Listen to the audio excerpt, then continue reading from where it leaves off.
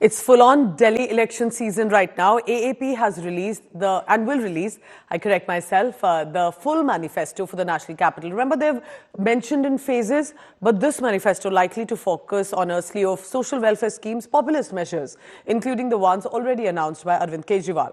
Now, while campaigning in Jangpura yesterday, Arvind Kejriwal announced Manish Sisodia will return as Deputy CM in Delhi if AAP wins elections.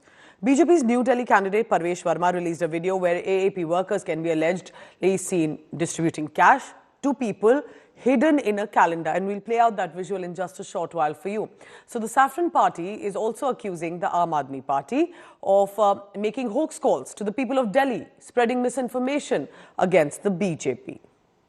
सरकार आम आदमी party की बन रही है, तो अगर आम आदमी पार्टी की सरकार बन रही है तो आम आदमी पार्टी का एमएलए बनाना, और मनीष जी आने वाली सरकार में फिर से डिप्टी सीएम बनेंगे। तो अगर आपकी विधानसभा आपका एमएलए डिप्टी सीएम होगा तो सारे अधिकारी, सारे अफसर आपके फोन पे ही काम कर लेंगे। किसी अफसर की हिम्मत नहीं होगी जो डिप्टी सीएम की विधानसभा के आदमी का फोन ना उठाए। ये डिप्टी सीएम नहीं बनेंगे, आप सारे डिप्टी सीएम बनोगे, यहाँ का एक एक आदमी। मेरा जंगपुरा की जनता के लिए यही मैसेज है कि जब पूरी दिल्ली की जनता केजरीवाल जी को सीएम चुन रही है, तो जंगपुरा की जनता भी मुझे विधायक के रूप में चुन के केजरीवाल जी के साथ भेजे, ताकि मैं शिक्षा के लिए और काम कर सकूं, स्कूल, अस्पताल, बिजली, पानी के लिए जो काम केजरीवाल जी कर रहे हैं उनमें कंधे से कंधा मिला के काम कर सकूं, और साथ साथ जंगपुरा में जो सीवर पानी की समस्याएं हैं, केजरीवाल जी ने आज जंगपुरा की जनता को यही निवेदन किया कि यहाँ सीवर पानी की जो समस्याएं हैं उनको सॉल्व करने के लिए मनीष सिसोदिया से बेहतर, उनके लिए मनीष सिसोदिया से क्लोज आदमी नहीं हो सकता। उन्होंने मुझे यहाँ भेजा है, और जंगपुरा में जब मैं रहूंगा विधायक के रूप में तो काम 10 गुना तेजी से होंगे। पैसे दोनों पार्टी बांट रही है, हमको तो पता नहीं परवेज जी को 500 की कहां से खबर है। हमारे तो लोगों ने सीधे सीधे 1000 रुपये बंटने की बात की है। परवेज जी स्वयं 1000 रुपया बांट रहे हैं, तो वो क्या उंगली किसी पे उठा रहे हैं? उन्हें तो खुश होना चाहिए कि आम आदमी पार्टी 100 रुपया कम बांट रही है। मैं तो सिर्फ कांग्रेस जितने हमारे वोटर हैं उनसे कहूँगा, कोई लोग पहले लोग कहते थे कि इनका पैसा ले लो लेकिन वोट कहीं देना, मैं तो ये भी नहीं कहूँगा। मैं तो कहूँगा इन लोगों का पैसा इनके मुँह पे फेंको। जिन लोगों की पाप की कमाई है, पाप की कमाई किसी की लेनी नहीं चाहिए। एक नेता ने अरविंद केजरीवाल को एंटी नेशनल कहा, जिसको लेकर आम आदमी पार्टी ने बहुत आपत्ति दर्ज कराई। आपके नेता, सर्वोच्च नेता राहुल गांधी को कल आम आदमी पार्टी ने बेईमान कहा, ट्विटर पे एक पोस्ट जारी हुआ, इसकी कंप्लेंट भी आप लोगों ने की है। तो ये इंडिया अलायंस के अंदर ये क्या चल रहा है? देखिए, ये हमारा कोई दिल्ली में कोई अलायंस नहीं है, और ना ही मैं समझता हूँ कि जहाँ तक इंडिया अलायंस वो लोकसभा चुनाव में था। उसके बाद एक चीज साबित हो गई है कि आम आदमी पार्टी और बीजेपी भी ए और बी टीम है।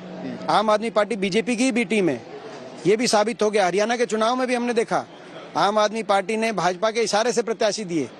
तो ये जब हरियाणा की बात आए तो आम आदमी पार्टी भाजपा के इशारे से प्रत्याशी अपनी देने का काम करे विधानसभा चुनाव में। तो आज दिल्ली में मुख्य मुद्दा है कि दोनों दल, चाहे भाजपा हो चाहे आम आदमी पार्टी हो, पिछले 11 साल से दोनों दल की नाकामी रही। आज जो दिल्ली विकास की पटरी से उतरी, उसके लिए दोनों ही दल कसूरवार है, और यही हमारा मुद्दा है, कांग्रेस पार्टी का मुद्दा, विकास का मुद्दा। अरविंद केजरीवाल जी इस तरीके से बौखला गए हैं, इस होश उनके उड़ चुके हैं, और वो सारे हथकंडे अपना रहे हैं कि कैसे दिल्ली की जनता को भ्रमित करें, कैसे उनको डराएं, कैसे उनके अंदर में डर पैदा करें।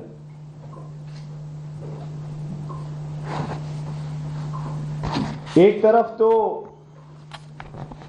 अभी जैसे बताया कि हॉक्स कॉल जारी है, और उनमें यह कहा जा रहा है कि भारतीय जनता पार्टी की सरकार बनेगी तो आपकी सारी स्कीम को बंद कर दिया जाएगा। सारी वेलफेयर की स्कीम कोई भी दिल्ली में बंद नहीं होंगी, बल्कि हम उसको जमीन पर लागू करेंगे, वास्तविकता में गरीब लोगों के बीच पर लेकर आएंगे।